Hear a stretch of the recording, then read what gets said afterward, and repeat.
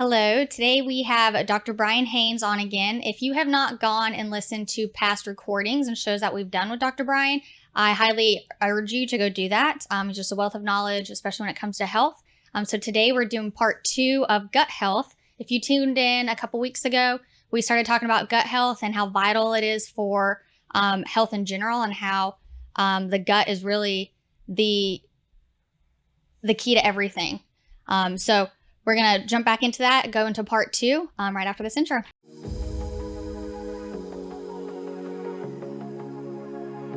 Welcome to World Changers, the podcast where we dive deep into the stories of those who are making a difference one step at a time. From entrepreneurs to activists, scientists to spiritual leaders, we explore the journeys of individuals who are shaping our world for the better.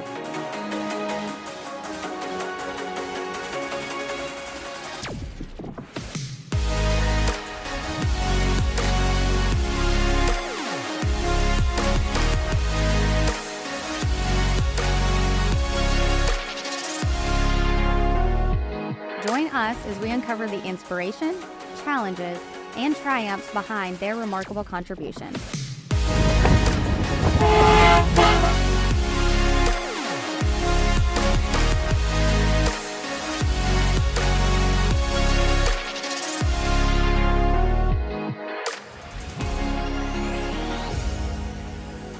Get ready to be inspired, motivated, and empowered to change the world. This is World Changers.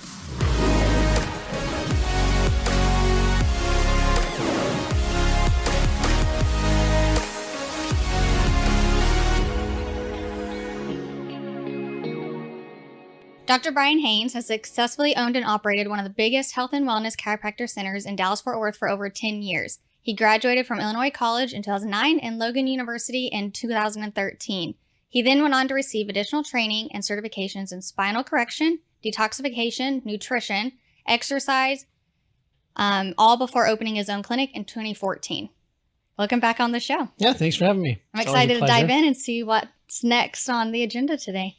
Yeah, I am too. I think this is just such a big topic. You know, like you said, It absolutely is. We touched on it, I think, in the very first episode we did, and was like, hey, that would be a great whole show to do, which of course then is such a big issue. It is, yep. It ends up getting chopped up a little bit.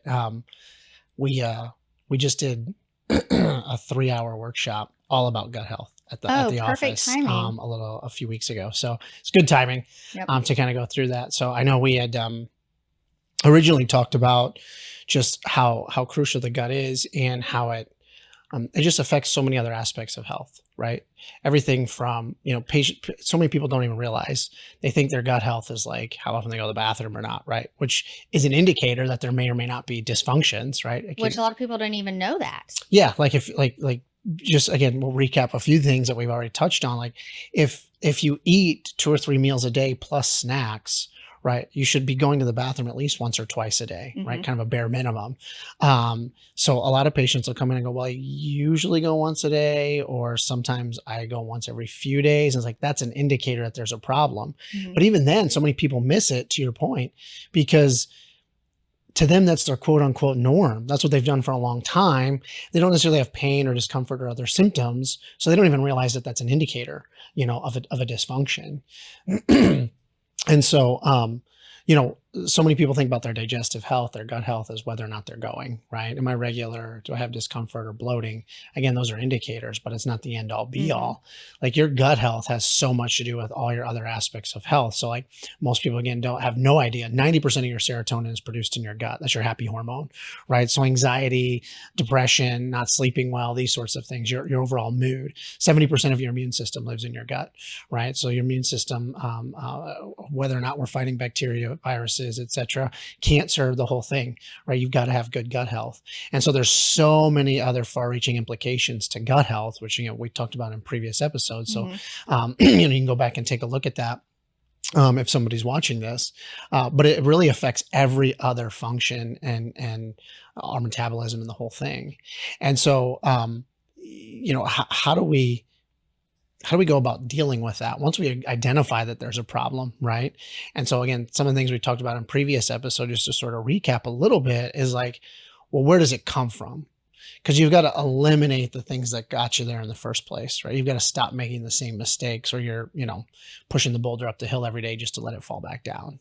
And so it's everything from, it starts at birth, right? That's what I was about to say. Some of these things aren't even mistakes that we made because we weren't even aware.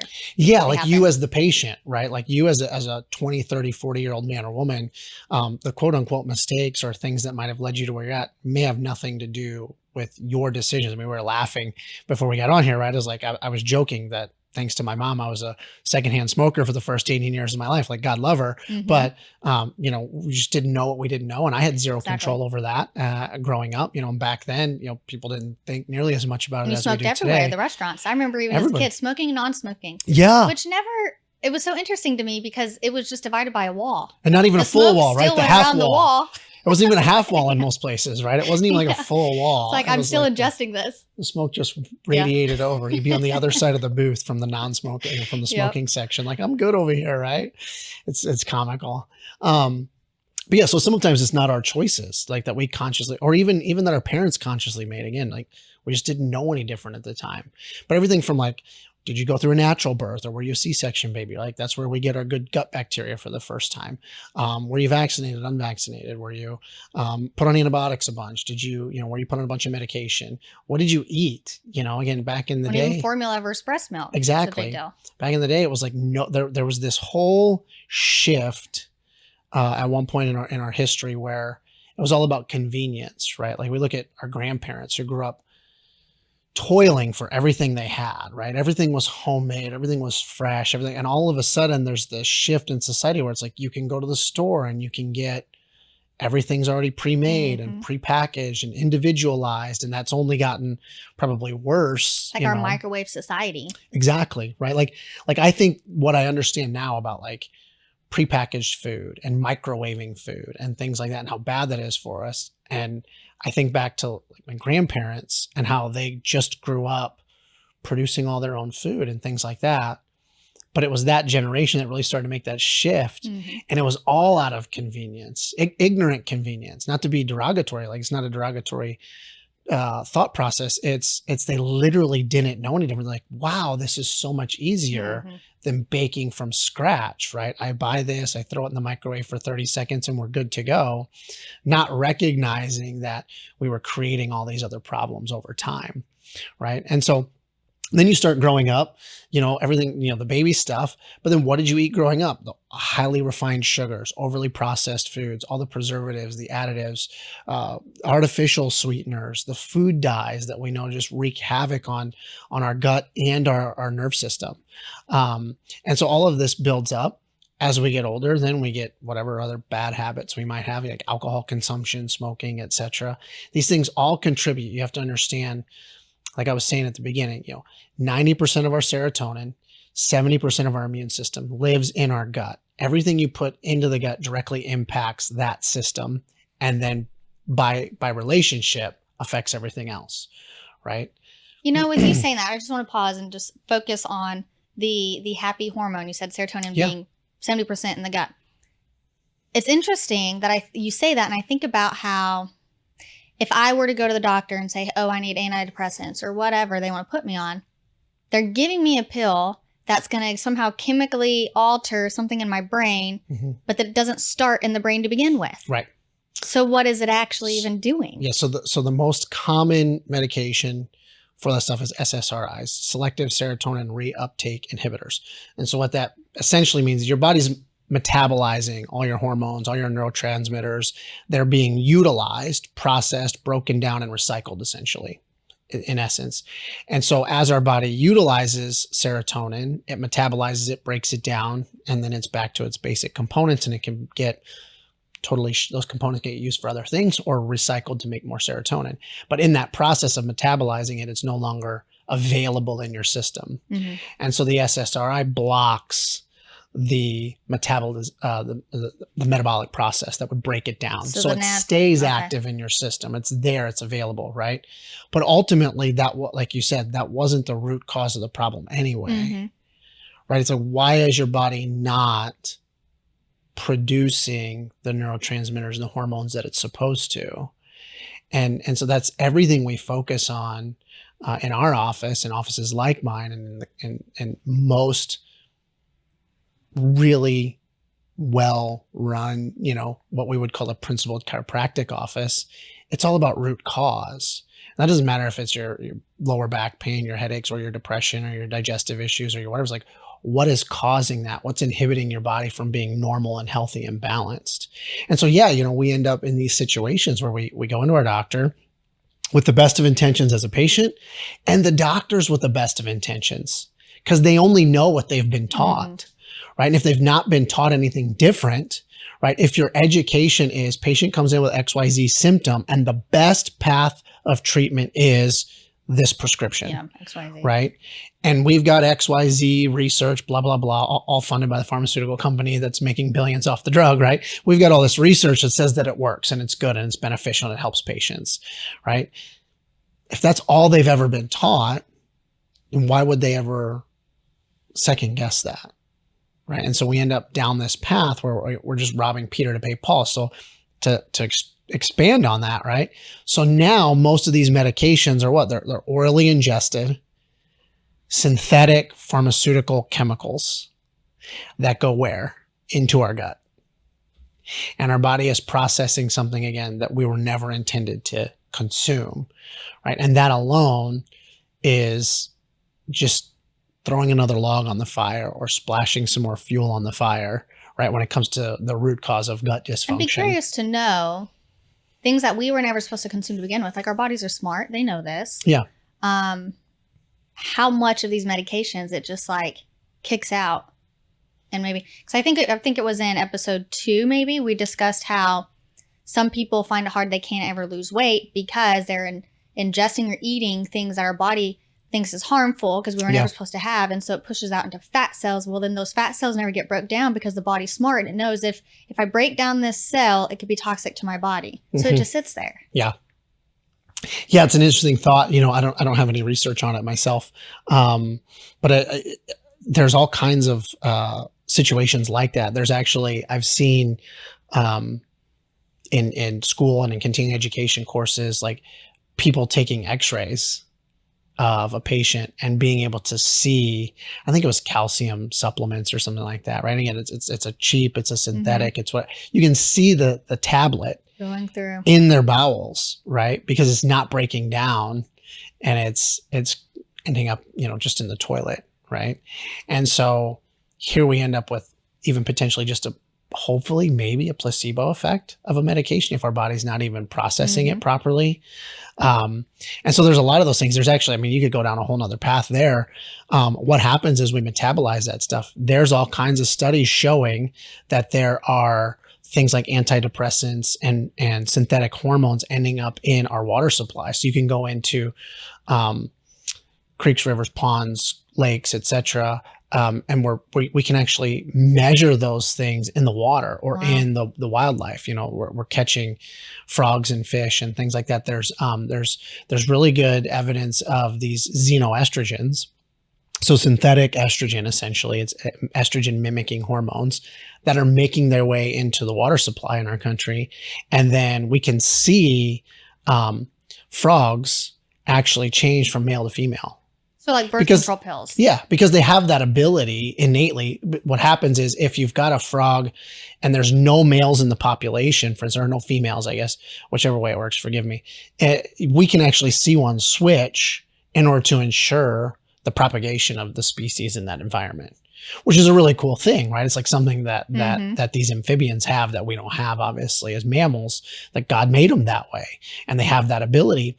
But because we're dumping all of these hormones in, we're seeing this total shift in that population, right? And it doesn't make any sense why that would happen, because it's outside of nature's natural design, right? But we're screwing with it because we're dumping all of this crap into our water.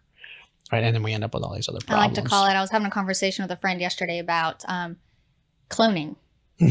And long story short, I had said, to me, That's just people are coming in trying to play God. 100%. There's a lot of dangerous things when you try to do that. 100%. And that's what a lot of this is. Yeah. Becoming. I mean, ultimately it's like we have this body that has this innate wisdom to heal and balance, find homeostasis, we have an immune system that can fight things off. We have all these great things. And instead of acknowledging the wisdom within the body to respond and adapt and to heal, we were talking earlier, it's like we look at every little symptom, every little change in the body as a problem that needs to be dealt with, instead of the body's innate wisdom and how do we support that? How do we work alongside that to get it back to normal? And so whether that's, clearing your nerve system, healing your gut, improving your nutrition, which again, it all goes hand in hand. But I think it really is it's a paradigm shift that has to start to happen for people. Absolutely. Yep. Because again, we go back to the convenience era, right? What was that? I mean, God gave us everything we need to eat and consume and be healthy and well and fuel our bodies and so on. And then we said, yeah, but if we can make a synthetic cheese in the lab over here, right? And that can last a year. And it can live on the shelf forever, right? Then we don't have to worry about producing cheese anymore because that's hard, right? And so it's the same mindset, like your plant. God already gave us a tool and a resource and an easy way to produce these good things, because really good dairy products, clean. Some people have a problem with dairy. And I think that's, again, goes back to just how sick we are as a society, because we shouldn't. Good, clean, well-produced dairy products should be really good for us. It should be good fuel for our body. There's all kinds of good fat, good protein, good bacteria. All of those things are good for our gut. And so we're again, trading our health for convenience. Absolutely. Right. And ultimately, then what happens is we lose everything. Well, then, yeah. Yep, you start losing your health and you can't do the things you enjoy. You don't have quality of life. Your quality of life goes down. You can't spend time with your loved ones. You can't do the hobbies you used to enjoy. And ultimately, then, so many people work their whole life for retirement. And they don't even make it there. And they get to, their late 50s, early 60s. Maybe they're about to retire. The average person right now spends less than 5 years in retirement because they get sick and die. It's sad. I mean, it's really sad to think you spend the first 65 years of your life. You're going through school. Why? Because they tell you got to go to school. You got to get a good job, right? So you can have a good life and da-da-da-da-da. And then you put some money in the bank and you do this and you invest and you save and all the things. And then you retire, your health falls apart. You don't get to do the things you thought you were going to do. Because most people don't just get sick and die. I was talking with a friend of mine, a colleague, and he was working with a financial guy and writing a will and everything for him and his family. He's got a couple of kids and all that. And the guy he was working with is a patient in his office. So he understands the sorts of things we're talking about.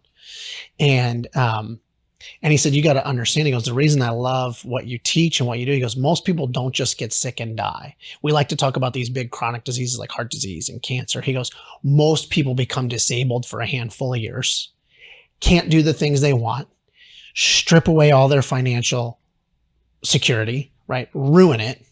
And then they die and leave their family, their heirs with nothing. And it all comes back to, and not to get too negative for the people listening, but it's like, if you don't want that, because that's the standard right now, then you got to start now. You got to start making changes. It's never too late to make changes. It's always good. I have patients that come in from, teens and 20s into, 60, 70, 80 years old, and we see improvements. My oldest patient's in her 90s right now. She's like 90. She just had her 97th birthday a few weeks ago, and she's only been seeing me for the last couple of years. But her and her daughter, who bring her in, will both tell you she's seen improvements in her health. So it's never too late. But the sooner you can get started, the better. Yep. And so like with the gut stuff, ultimately what we want to do is like, how do we actually go about healing it? So if we understand that all the processed foods and all the medication and all the things we're injecting into our bodies and our babies and so on, and all the ways that we're trying to look for convenience instead of just what the natural design and the natural order of things is, all those things are wreaking havoc on our body, then it gets kind of fairly easy, straightforward to kind of pivot and say, okay, well, how do I get back to the way I always talk about it, is how do I just live more the way God designed me to, right? Like, this is what I did that got me here. Yeah. Now what can I do to, and it'll never be, I can go back and start over. It'll never be that. Right. But you can start now. And actually, I think you actually wrote a chart where it shows 100%, 0%, 60%. And most of the time, we don't even feel like we're getting bad until our health has already declined to 60%. Yeah. Is that right? Is we're losing a significant portion of our normal healthy function. Like by the time the digestive issue shows up again, to the point of I have, terrible discomfort in my digestive system. I'm having whatever, I go in, I get a diagnosis, right? Well, those patients have all had other mild warning signs potentially, like not going to the bathroom as often as they should, but again, not looking at that as pain or discomfort, so we ignore it. So by the time it shows up to the point of pain and discomfort or significant symptom, you've been sick for a decade. Yeah. And you may never get back to 100, but you can get back up to 80. That's better than going down to 40. Right. Exactly. Yeah. And I talked with a new patient just recently, basically saying he's 70 years old. He's got terrible neuropathy in his feet. And we just had this really good conversation. I said, look, here's your history. I said, I don't necessarily expect you to get 100% better. I said, but for a guy like you, who's a 7, 8 out of 10 pain all the time, I said, if we improved you 20%, and he cut me off and he's like, oh my God, that would be amazing. That'd be like almost no pain to him probably. Yeah. And so it's the same for wherever you're at. The goal is not perfection. It's the pursuit of perfection, so to speak. It's like, can we get better?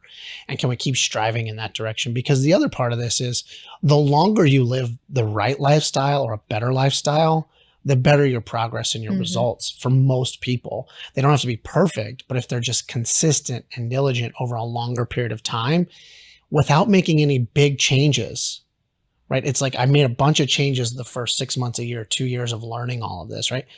And then I just stuck with that. And over the next 2, 3, 4, 5 years, I kept seeing improvements in my health because we just gave the body what it needed for a long period of time. Because it's also, again, it's undoing for a lot of people 10, 20, 30 years more of damage. And so it doesn't happen all of a sudden. It's a process. Yep. And so for that, like if someone's watching this, they go back, watch the other episodes, et cetera. And like, okay, yeah, I don't go to the bathroom like I should. I've got these other symptoms, like, or if it's a big deal, even you've got SIBO, like a small intestinal bacterial overgrowth, right? You've got IBS or Crohn's disease or ulcerative colitis or diverticulitis or one of these, gut itises, right? Autoimmune. Or an autoimmune disease, right? Exactly.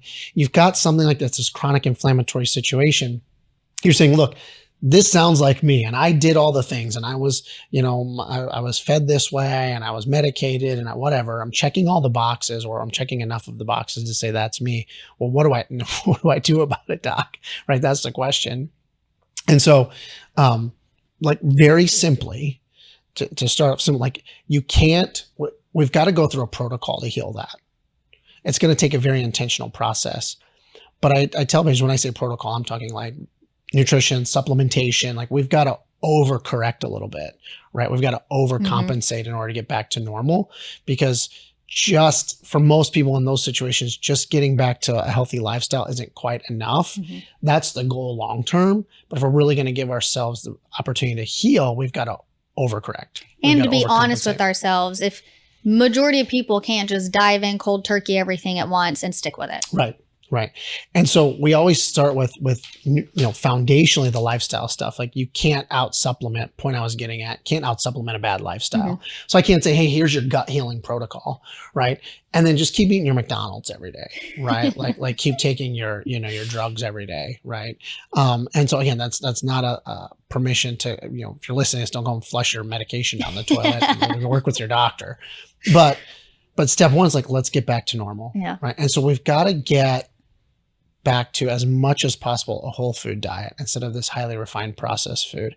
Ideally, like raw as much as possible, like raw fruits and vegetables, and then good quality animal products. And I'm not this, you can go on a whole topic about this. Like it's an interesting thing because I've seen a lot of shifting back and forth about like, it used to be years ago, you thought a healthy diet meant, vegan, vegetarian, and eating soy burgers, right? Well, we now know that most soy is bad for you. It's a xenoestrogen, like we mentioned earlier. And so it's not that extreme. We've also seen in more recent history, I see a lot of people leaning into like the carnivore diet. And I actually think that both of those have a good place to be there.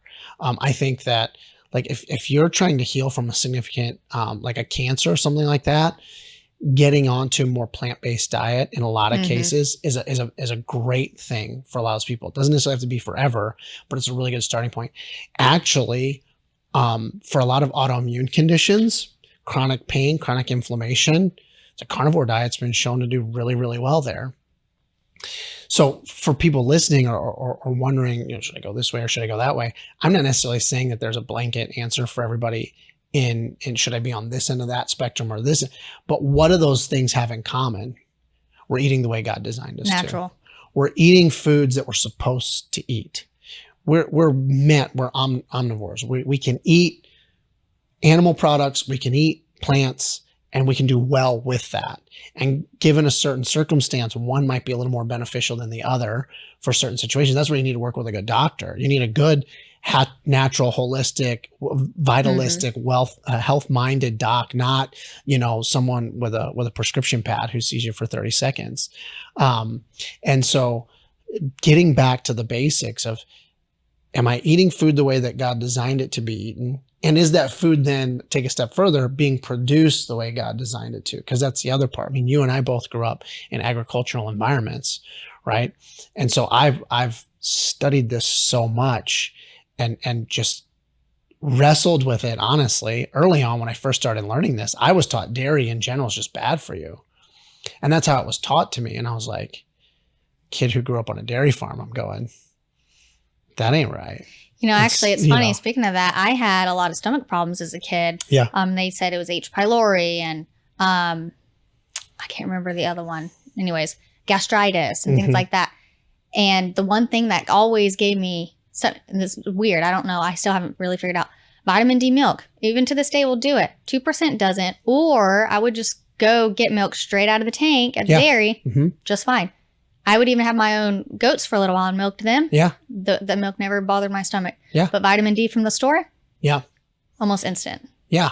And so it's getting back to as close to the way God designed it as we possibly can in today's environment. And so can we eat what God designed us to eat and not a bunch of synthetic chemicals and additives, preservatives, all things? And then number two, is that being produced? So it's not enough to say I need milk or I need cheese or I need beef or vegetables, but are those things being grown and produced appropriately? And what I mean by that is simply, I can eat, let's say beef or chicken or eggs or dairy, right? But if that animal was fed, crops that were sprayed with all kinds of and pumped with a bunch of hormones, etc., right? And so that's where we teach all the time. We walk through, like, can you get good grass-fed meats, like 100% grass-fed beef and dairy? Can you get your dairy products as close to natural, raw, unprocessed as possible? Can you get your chicken and eggs, pasture raised? Again, pasture raised. So there's a lot of, we teach all this in our workshops. So, we could I guess do it all in a show, right? One by one, but it's like, there's all these buzzwords. I shot a video the other day just to promote our nutrition class we were doing at the office. I stood in front of the egg section at one of the grocery stores. Oh, gluten-free eggs? It's as big as this wall. And I counted just roughly how many cartons, different options are. And there was a handful that were sold out. And I'm like, there's over 25 varieties of eggs in this case, right? With some sort of different name, label, whatever. It's like organic, pasture raised, cage free, free range, all these different buzzwords a lot of times. And then you get the gluten free. It's gluten free, and you're like, gee, thanks. And those again, things that make it go, marketing. Point is these buzzwords where we can get lost as a lay person who's at the store going, well, I heard gluten free is good, right? Like, I have a gluten thing, so I need to get the gluten-free eggs, and you're like, they're all gluten-free. They're all gluten-free, right? Yeah. It's like somebody put it's marketing. A marketing they can label on there. Raise the price. And that's where you have to educate yourself. And you will pay, in most cases, you'll pay more for healthier food. That's just the reality. But it far exceeds the cost of sickness and disease. But looking at how much on the farmer's end, so your organic vegetables or fruit or whatever it is you're buying is more expensive because on the farmer's end, it's not as easy to just spray it with the crop, move on, let it multiply. It don't grow as much. So he doesn't, really breaking down and learning from their end, from literally field to table. Yeah. it's incredible. It's a significantly different process, right? When we can introduce all the synthetics, again, the herbicides and pesticides and all the synthetic fertilizers and all these even things, hormones when it comes to animals. Yeah, where you can just, again, you can just spray a whole field with this giant, truck or whatever, and it's like, wait, but if we're going to manage, pest control, weeds, etc., from a more natural, holistic approach, that's going to be a little more labor intensive, right? And there's this real big shift now to, and your production isn't as big. A lot of times it's not, especially in the early goings. Like I think we can get back to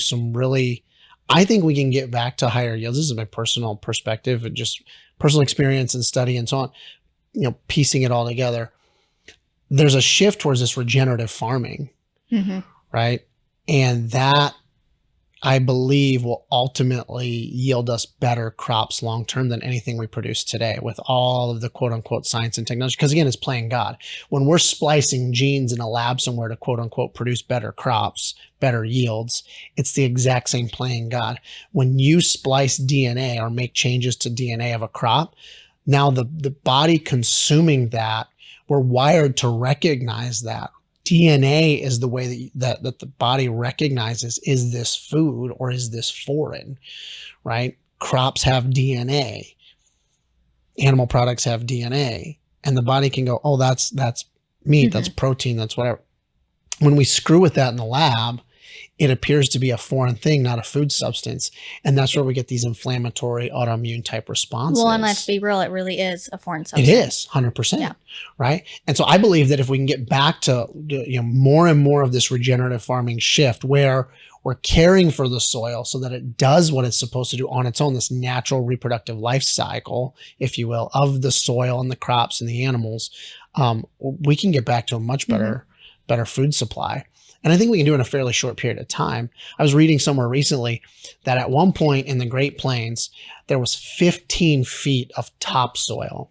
So like where we live here in Texas, it's like we have 15 feet of sand on top of clay, right? It's awful. Growing up in the Midwest like I did, I come down here and I'm like, the soil is terrible for trying to grow stuff. Once you can get to it, most of the time it's concrete first. Yeah, right, exactly.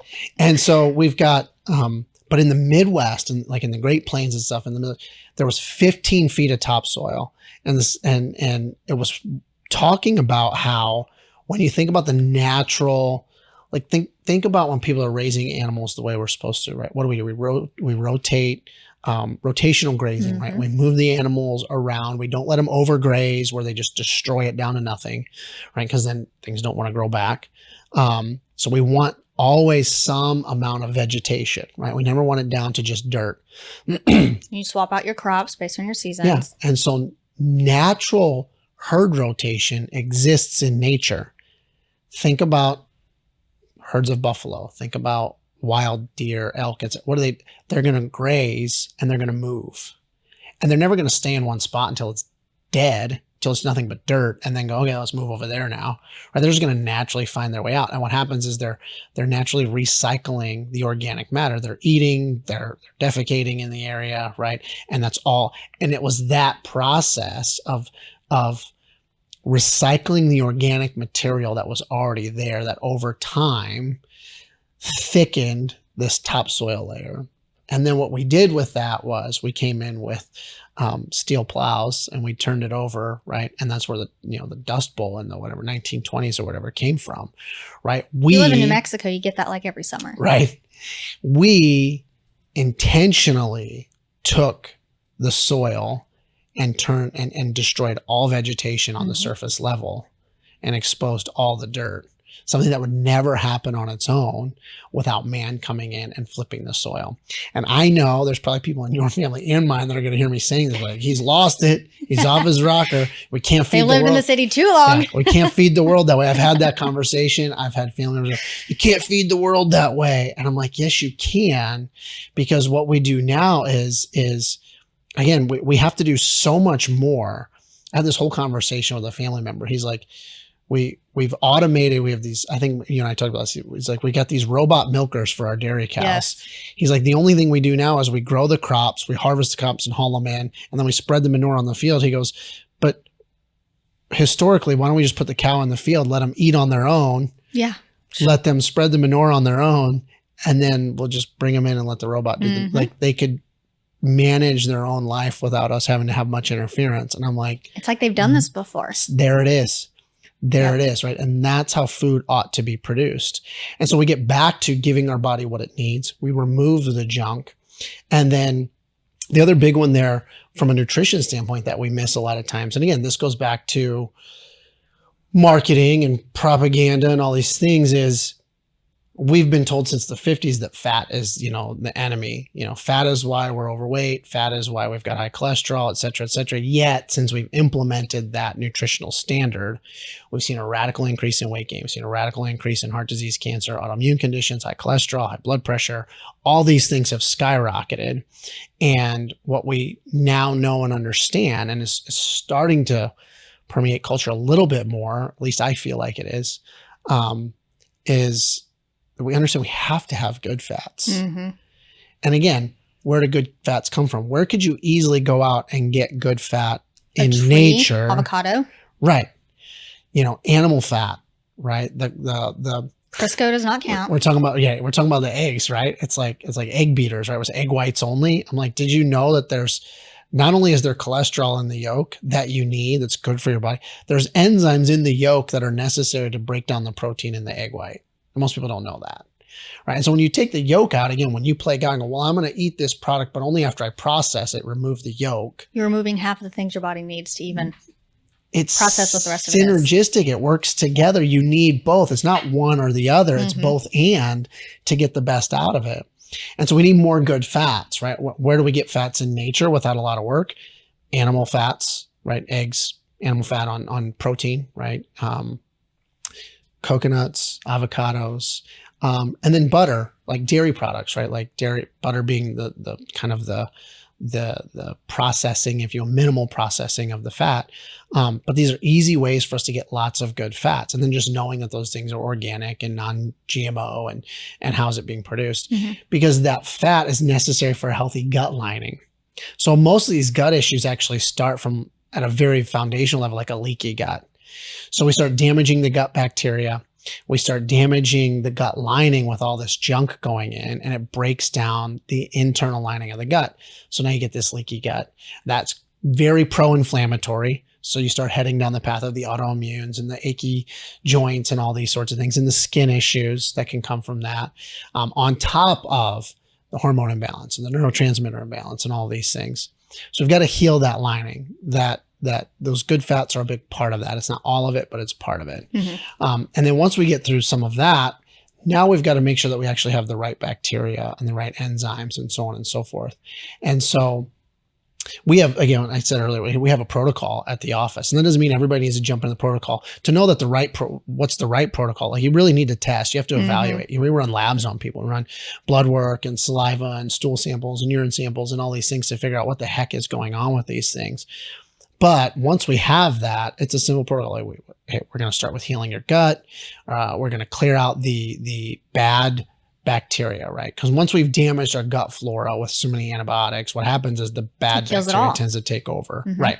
We kill it all off, and then what wins is the strong, ugly, nasty stuff that we don't want in there. So we give you more antibiotics. So we've got to go through a natural process of clearing all of that out, healing the gut wall. Then we've got to replenish the good bacteria. Then we've got to replenish the enzymes. So now we're breaking our food down properly again. We've got a healthy gut lining. We can actually digest appropriately. We can absorb, and the body will default back to producing the neurotransmitters, producing the hormones, allowing the immune system to do its job if we just give it what it needs again. And so it's a process of, let's stop recreating the problem. If I keep picking the scab, it's never going to heal. Exactly. Right? Quit recreating the problem. Go through, identify the real specifics about your unique situation, because it's not enough to say you have a gut issue, right? Again, all these things we talked about, all these different symptoms, diagnoses, etc., they can present with similar symptomatologies, right? But it may be a slightly different process depending on your specifics to go through healing that, which is why you've got to work hand in hand with the right practitioner. But it's really not that complicated. Once you pinpoint the root cause, okay, let's start unwinding this mess, if you will, right? Let's start untangling the cord and allow the body to start healing again. It'll always want to heal and get back to normal on its own. Absolutely. And something we didn't even talk about that we don't have time to, but another big one to just start becoming aware of is sugar. Oh, for sure. Yeah, I mean, that's part of the... If you just cut out, I don't know. Yeah. Let's say you naturally drink 5 sodas a day. Cut out maybe 4 and just see how your body starts to react. I shared this in my workshop real quick. Is in the, like, I think the date was late 1700s. So roughly the founding of our nation, right? The average American consumed 4 pounds of sugar per year. Oh gosh. And that... And now it's approaching 200 pounds of sugar per year. Oh, it's disgusting. And this is like refined added sugar, right? It's not like not even our fruit natural sugar agave and things or like that, something, yeah. right? It's not just the fruit sugar. This is the added stuff. So you fast forward in 200 years, what's the math on that? 200 divided by 4, right? We've exponentially exploded the amount of refined sugar we eat. And yes, that wreaks havoc on our gut, along with a whole lot of other things. Wow, absolutely incredible. You know, as we were talking about this, I think of, I can't remember what cartoon it is. I'm sure after I say this, everyone can get popped in their head. But it's like, here's a water pipe or a water hose, and you put your hand on one leak, and then as you do that, another leak happens. So you put your foot on this leak, and then another leak happens. And that's kind of what's happening is you start one, and then they just try to put a Band-Aid on it, but then it starts another issue somewhere else, and you try to put a Band-Aid on that. And so it's putting a Band-Aid on a dam leak, you know, and then wondering exactly. why the dam keeps cracking, right? Perfect analogy. Yeah. Yep. Way to tie that up. Sure. So yeah, there's a lot to this. And the point is to start unpacking it now, because it's never too late to start a better, healthier life, and not for you, but for your kids and your grandkids and future generations. You can make a difference for sure.